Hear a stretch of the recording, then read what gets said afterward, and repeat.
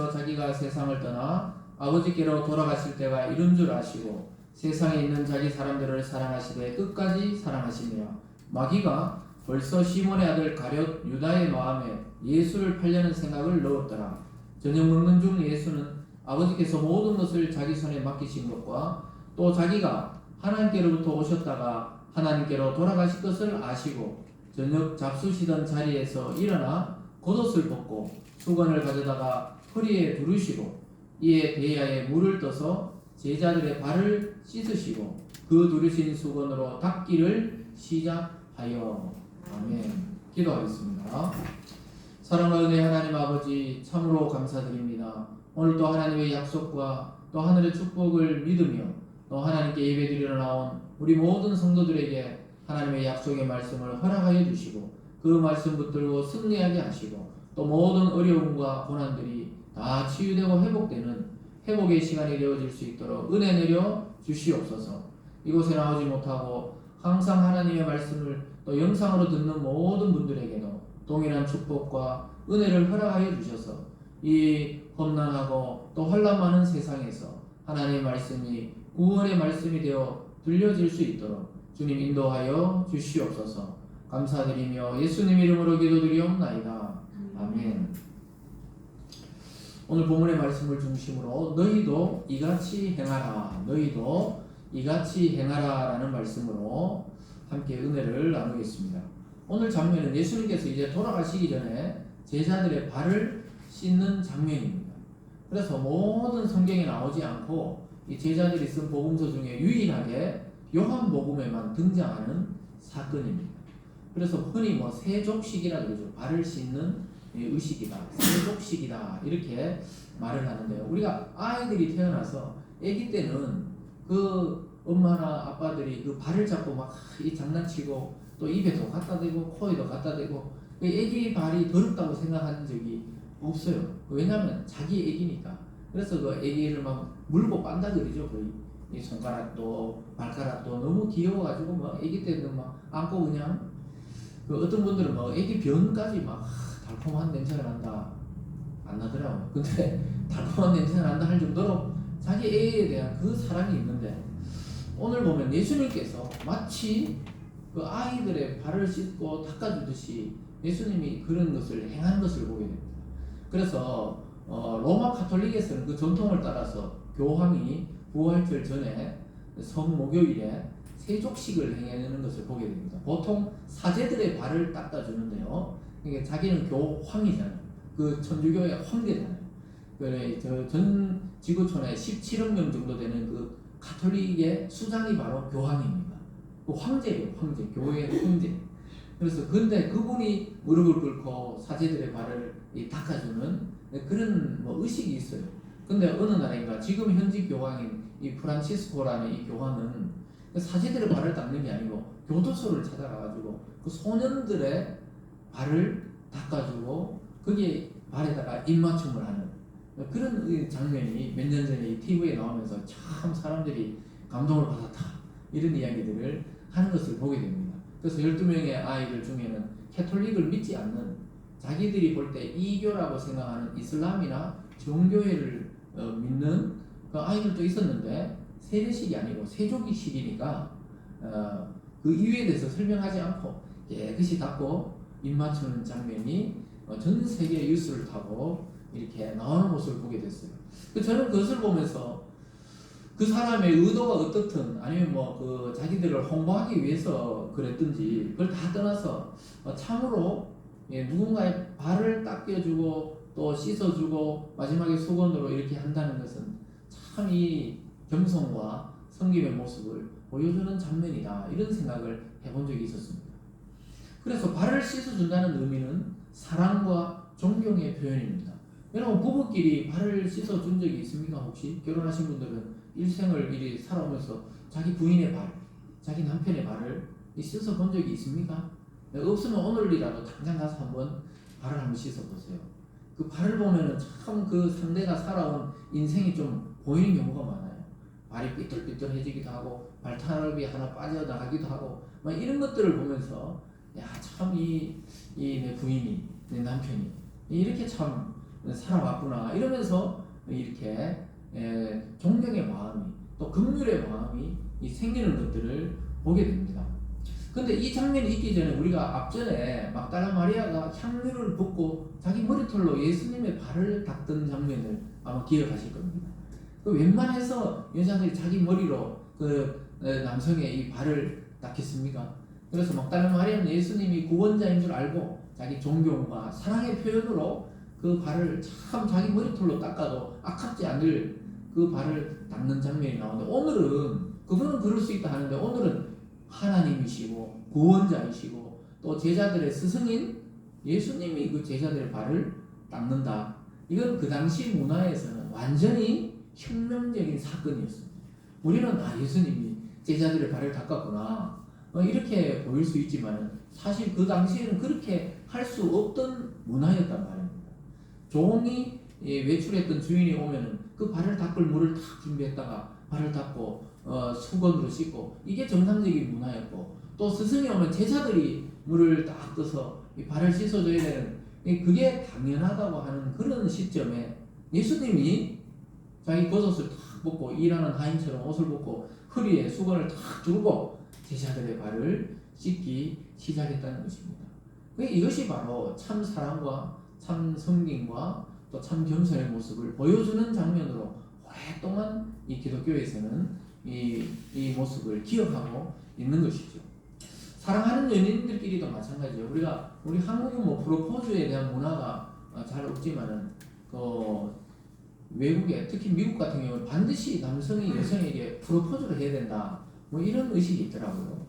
그래서 그 프로포즈를 반드시 해서 나와 결혼해 주시겠어요? 이러면서 무릎을 착 꿇고 반지를 끼워준다거나 아니면 손등이나 발등에 이 키스를 한다거나, 이게 이제 진정한 사랑의 고백이죠. 왜냐? 무릎을 꿇고 그렇게 한다는 것은 이제 이 당신을 위해 내가 일생을 헌신하겠다, 바치겠다 이런 의미로 남자들이 반드시 그렇게 프로포즈를 하도록 되어 있다 뭐 이런 이야기를 들었던 것 같아요. 그래서 우리나라도 요즘 많이 따라 하기는 하는데 반드시 그렇게 한다고 그렇게 이야기를 합니다. 그래서 우리나라 얼굴을 하고 있는 2세들도 외국에 살아도 한국인의 얼굴이지만 그 어릴 때부터 거기서 산 분들을 보니까 반드시 그렇게 프로포즈를 결혼하기 전에 한다, 또 했다 이런 이야기들을 많이 들었습니다.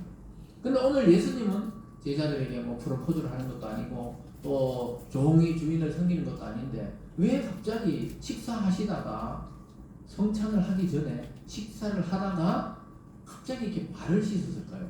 그게 오늘 우리가 좀 살펴보려고 하는 그런 내용입니다.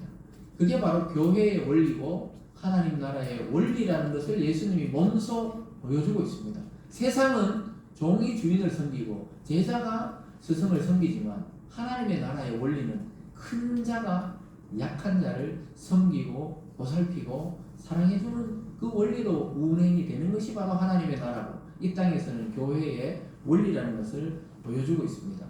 더 나아가서 예수님은 자기를 가른 유다의 발까지 다 금성으로 씻어주고 닦아주는 것을 보게 됩니다. 가룟 유다는 이미 예수를 팔려고 기회를 엿보고 있었지만 예수님은 그것을 알고서도 가룟 유다의 발을 씻고 닦고 그를 사랑해주는 모습을 보게 됩니다.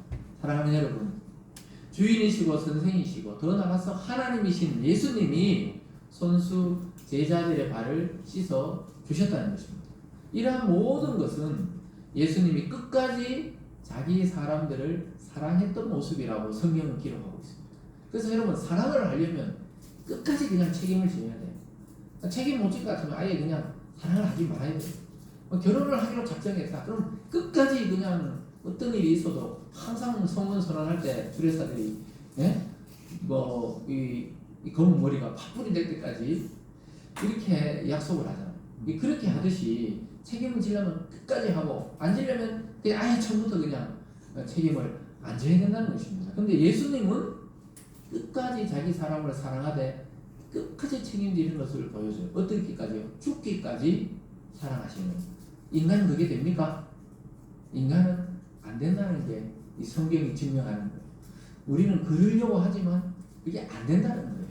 그래서 예수님이 직접 이 땅에 육체로 와서 십자가에 달려 돌아가심으로 그것을 몸소 보여주고 진짜 죽기까지 우리를 사랑해서 우리를 구원해 주신 줄 믿습니다. 그래서 이것을 보여주시려고 참 이 교회가 앞으로 어떻게 해야 되고 예수님 자기는 이제 돌아가시니까 제자들의 이 공동체는 어떻게 돼야 되는지를 보여주시려고 손수 갑자기 식사를 하시다가 겉옷을 벗고 발을 닦고 씻어주고 그 다음에 수건으로 탁 말려주는 그런 것을 보여주면서 너희도 이같이 행하라. 이것이 제자 공동체고 이것이 교회다. 이것을 보여주고 있는 것입니다. 왜냐하면 제자들이 자꾸 예수님이 이제 떠난다 하니까 불안해하고 또 예수님 계실 때는 누가 더 높은 사람인가 막 따졌잖아요. 네? 요한과 야고보의 어머니까지 찾아와가 예수님 당신이 그 나라에 갈 때 우리 아이들을 막 오른쪽 왼쪽에 한 자리씩 앉혀달라 이러니까 막 다른 제자들이 막 어디 막 누가 더 높냐 낫냐 막 이렇게 싸우고 있는데 예수님은 오히려 예수님은 구원자이고 스승인데도 낮아지셔서 그들을 섬기는 걸 보이면서 너희들이 앞으로 이렇게 살아야 이 하나님의 나라가 이 땅에 보여지게 된다는 것을 보이고 있습니다. 여러분 이것을 통해 교회가 어떤 것이고 또 하나님이 허락하신 가정이 어떤 것인지를 잘 살펴야 돼요. 여러분 가정이란과 교회는 하나님이 직접 설립한 공동체입니다. 아담과 하와를 만드시고 둘이 한 몸이 되어서 가정을 만드셨고 또 주님이 부활하시고 성령이 와서 교회 공동체가 지상에 생기게 되었어요. 그래서 하나님이 만드신 유일한 단체는 가정과 교회입니다. 그렇기 때문에 가정과 교회의 운영 원리가 똑같아요.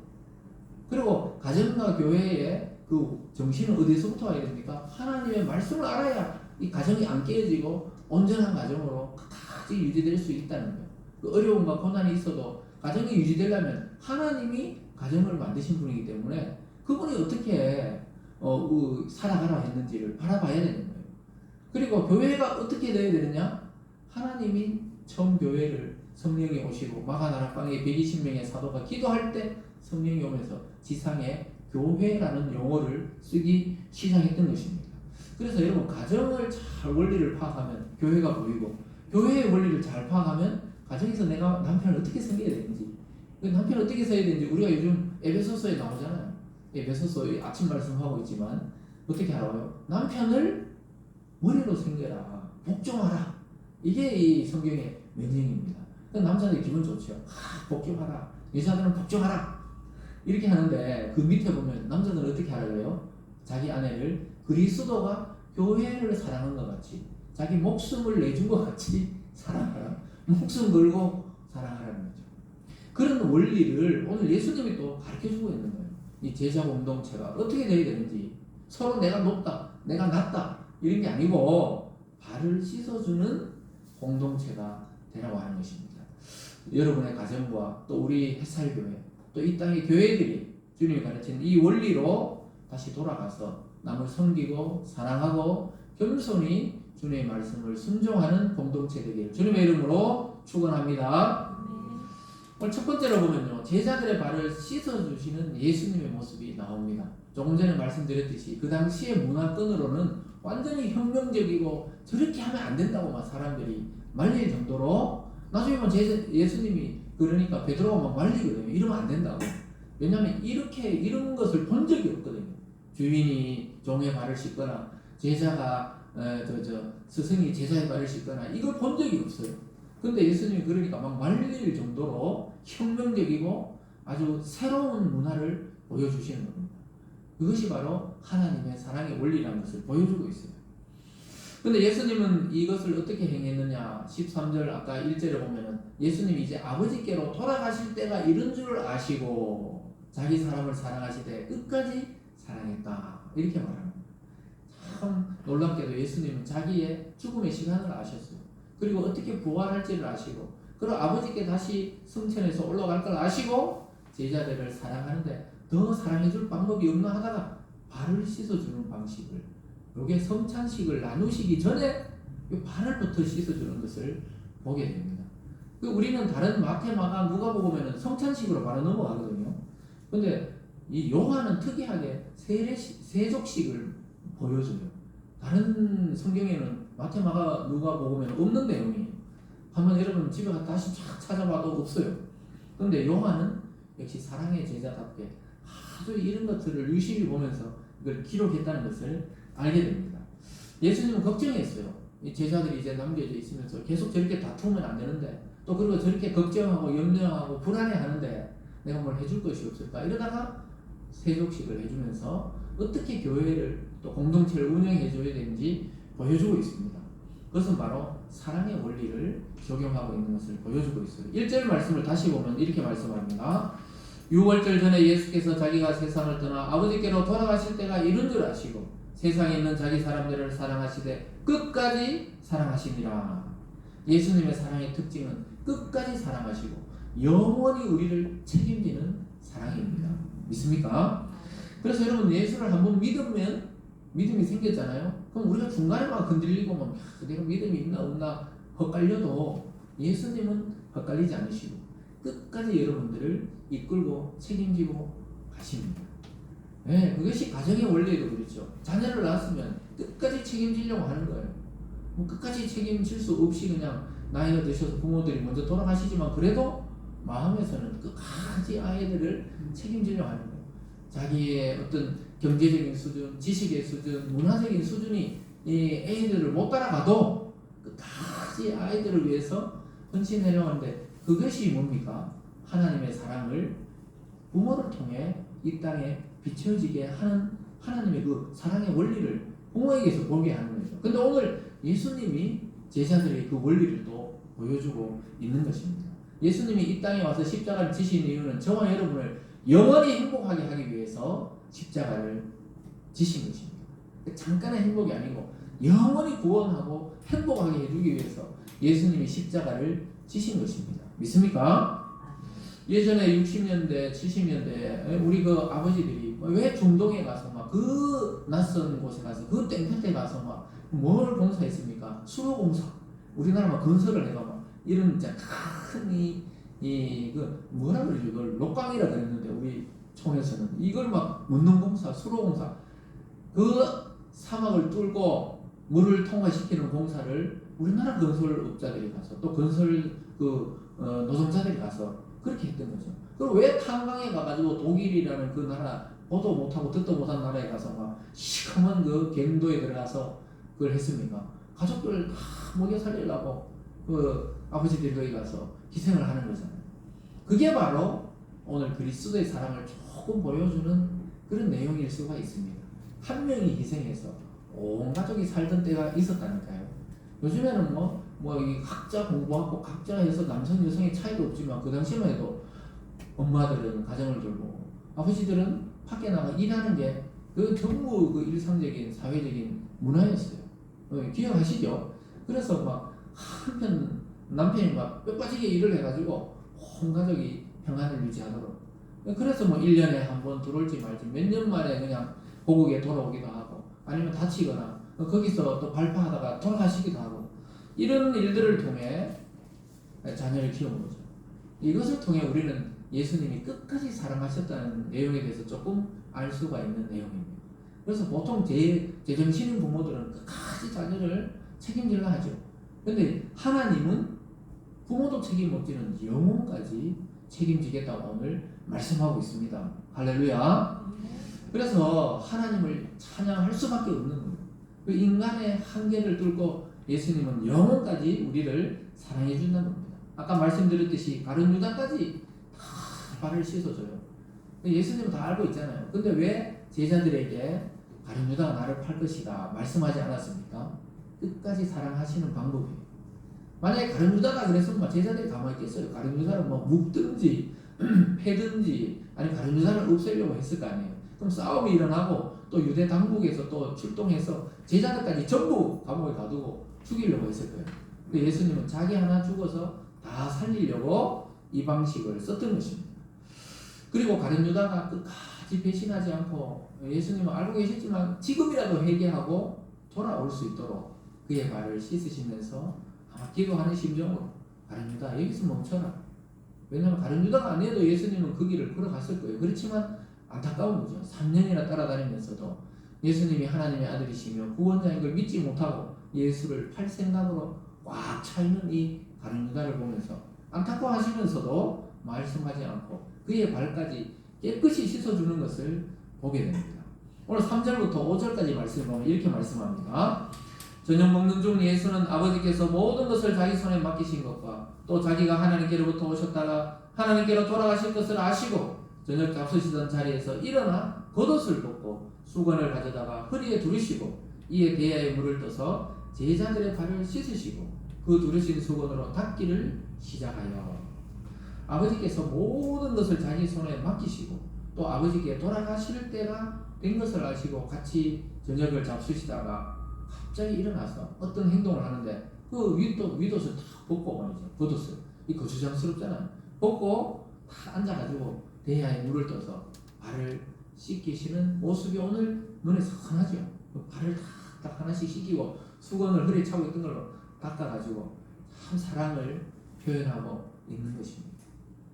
참 우리 아까도 말했지만 아이들 목욕시켜보면 참 귀엽잖아요. 애들. 참 이 내 자식이구나. 크면은 그 생각도 잘 안 나지만 이 작을 때 보면은 애들이 귀엽잖아요. 사랑받지 않고 크는 애들이 거의 없어 사실. 커서 자기들이 잘 몰라서 그렇지 사실 다 일일이 씻기고 먹이고 재우고 이렇게 해서 큰 거 아닙니까? 그것처럼 예수님이 막 일일이 애들처럼 닦고 씻기고 이러고 있는 거예요 지금. 대표로 그냥 베드로 한 명만 딱 해주고 앞으로 너희도 이렇게 해라 이렇게 해도 될 건데 그렇게 하지 않고 일일이 12명의 제자의 발을 다 씻고 닦았다는 것은 저와 여러분을 예수님이 다 닦고 씻기고 또 말리고 또 사랑해준다는 것을 보여주는 겁니다. 그래서 신앙은 1대 다수가 아니고 1대 1이에요. 예수님의 사랑과 여러분이 1대1로 엮여져 있다는 사실을 기억할 수 있기를 바랍니다. 그래서 그냥 한 명, 두 명이 아니고 모든 제자를 닦아줬다는 것은 앞으로 예수 믿는 모든 성도를 예수님이 이렇게 일일이 닦아주고 섬겨주겠다고 약속하는 것과 똑같은 겁니다. 그래서 여러분의 발도 닦고 있는 거예요. 오늘 지금 발을 닦지는 않지만 영적인 의미로 보면 예수님이 여러분의 발을 지금 닦고 계시는 거예요. 닦고 있어요. 사랑한다. 내 딸아, 내 아들아. 이렇게 지금 계속 이 말씀을 통해 지금 전달하고 있는 것입니다. 여러분 선생이 제자들의 발을 닦는다. 그때 처음 본 거예요. 제자들. 그리고 그 주위에 있던 사람도 깜짝 놀라는 거예요. 아유 저렇게 제자들의 발을 닦는 선생이 어디 있냐고. 예수님이 역시 정식 라피 코스를 안 밟아가 저렇다고. 이렇게 욕했을 정도로 이상한 행동이었다 이 말이 사실이에요. 예수님은 최고의 섬김을 오늘 보여주고 있습니다. 결국 우리 한 사람 한 사람을 위하여 자기를 희생하고 있습니다. 여러분의 그 죄된 그 죄악된 발 그걸 깨끗이 일일이 지금 닦아주시는 것입니다. 여러분 우리 한 사람 한 사람의 죄를 다 아시고 자기를 십자가에 죽여 우리를 살리시려고 그 십자가로 가기 전에 발을 닦아주신 겁니다. 예수님의 마지막 최고의 승리는 바로 자기를 희생하신 십자가지만 거기로 가기 전에 1대1로 이 사랑의 모습을 보여주고 있는 것입니다.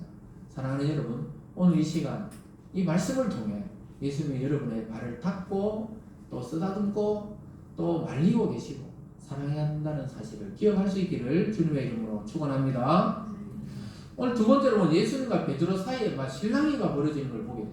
예수님이 막 발을 닦기 시작하고 있는데 베드로인도 얼좀 되니까 베드로가 막 절대로 내 발을 닦을 수 없다고 내 발을 닦으시면 안 된다고 어떻게 예수님이 이런 더러운 내 발을 닦으시냐고 절대로 자기는 예수님께 발을 내밀지 않겠다.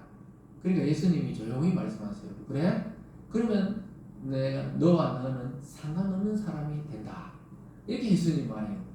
베드로가 막 안 됩니다. 막 이러거든. 다른 애들은 어떻게 예수에게 발을 내밀고 있냐고. 자기는 발을 내밀지 않겠다. 베드로가 한 번씩 이런단 말이에요. 네? 그러니까 예수님이 뭐라 그래요? 그래? 그럼 너와 너는 상관없는 자가 된다. 이러니까 또 베드로가 뭐라 그래요? 베드로는 또 금방 알아차리고 회개하잖아요. 예수님 그럼 발만이 아니고 머리부터 막 온몸을 씻어주세요. 예수님과 관계없고 너는 구원해서 관계없는 자가 된다 그러니까 자기를 전체를 씻어주세요. 그러니까 예수님이 아니다. 목욕한 사람은 발만 닦으면 된다. 발만. 이런 영적인 또 의미로 해석해 주고 있어요. 9절로 보실까요? 베드로가 이렇게 말합니다. 시몬 베드로 이르되 주여 내 발뿐 아니라 손과 머리도 씻어 주옵소서. 베드로는 예수님이 왜 이러는지 전혀 감을 못 잡고 있어요. 아직까지. 그냥 관계없는 사람이 된다 이러니까 막 그러면 내 머리도 내 발도 다 닦아주세요. 손만이 아니고. 그러니까 예수님이 그럴 필요 없다. 너는 이미 목욕한 자와 같다. 그 발을 씻어주는 의미를 설명해 주고 있는 거예요. 여러분 한번 질문해 볼게요. 아침 목욕탕 가는 사람이 목욕탕 갔다 집에 돌아와서 또 목욕합니까? 그러지 않죠. 그냥 신발 신고 왔으니까 손발만 씻는 경우가 대부분이죠. 예수님이 그 말을 하고 있는 거예요. 10절에 보면 이렇게 말씀합니다. 예수께서 이르시되 이미 목욕한 자는 발밖에 씻을 필요가 없느니라. 온몸이 깨끗하니라. 너희가 깨끗하나 다는 아니니라 하시니. 예수님은 이 육체적인 이 행동을 통해 영적인 의미를 설명하고 있는 거예요. 너희들은 이미 목욕한 것 같다. 이 말이 예수님을 믿으면은 구원 받는데 이미 지장이 없다는 거예요. 너희들은 이미 다 구원에 이르렀다는 거예요. 그렇지만 매일매일 살아가면서 우리가 보는 것, 듣는 것, 말하는 것에 또 죄가 쌓이잖아요. 그 발은 더러워질 수 있잖아요. 목욕하고 오다가 뭐 진흙탕에 발이 빠질 수도 있고. 그런 것처럼 내가 발을 씻는 의미는 너희들이 매일매일에 짓는 그런 죄들을 또 매일 씻고 회개해야 된다는 것을 보여주고 있는 것입니다. 저와 여러분은 이미 예수를 믿는 순간 영원한 죄 용서를 받았어요. 구원에 이르는 그 은혜를 받았어요. 그렇지만 우리도 안 믿는 분들과 똑같이 직장생활, 사회생활 또 이렇게 하다 보면 어떻게 됩니까? 우리 마음에 죄나 또 욕심이나 이런 게 쌓이잖아요. 그런 걸 매일매일 발을 씻듯이 회개하고 그냥 새롭게 하면 된다는 거예요. 또 내가 죄를 졌다고 다시 예수를 믿겠습니다. 예수님 다시 구원해 주세요. 그런 게 아니라는 거예요. 예수님의 주시는 구원의 은혜는 영원한 효력이 있다는 것입니다. 믿습니까? 그래서 발을 씻는다는 것은 우리가 주님을 믿고 죄 용서 받았지만 또 우리 자신이 연약함으로 짓는 그런 작은 자범죄들, 작은 죄들을 씻어낸다는 의미가 있는 것입니다.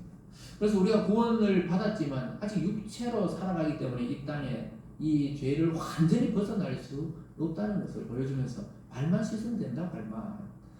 여러분 목욕하고 나서 또 목욕하지 마시고 목욕했으면 이제 발만 씻으세요. 네? 예전에는 목욕한다는 게 그냥 연례 행사였잖아요. 새해에 아니면 뭐 추석에. 시골에서는 목욕탕이 없으니까 맨날 빨간 다라이에 있잖아요. 가마솥에 물을 끓여가지고 막 밀어줬단 말이에요. 저는 어릴 때도 이 간지럼을 너무 많이 타가지고 막 어머니가 막 이게 막 하려고 막 너무 간지러워가지고 때가 안 밀리는 막 웃고 이러니까 뭐 아버지가 또 등판을 와서 때려주신다든가 이런 것도 울다가 웃다가 하여튼 목욕하는 날이 그냥 그랬어요. 그래서 학교에서 그때 뭐가 있었습니까? 위생검사가 손 검사가 있어요. 요즘에는 아이들이 그런 검사 안 받죠. 손 내밀어 보라고 선생님이. 그럼 요거만 떼들이 여기에 시커멓게 이렇게 있었단 말이에요. 무슨 말인지 지금 전혀 못 알아듣는 것 같은데. 그랬어요. 우리 이게 위생검사 한다 그래요. 손 내밀어 그러면 이런 건 괜찮은데 이게 딱 하면은 이 군데군데 이 사이에 때가 잘 끼어 있었단 말입니다. 이 팔꿈치 이런 데는 뭐 말할 것도 없고 항상 손목만 이렇게 검사하니까.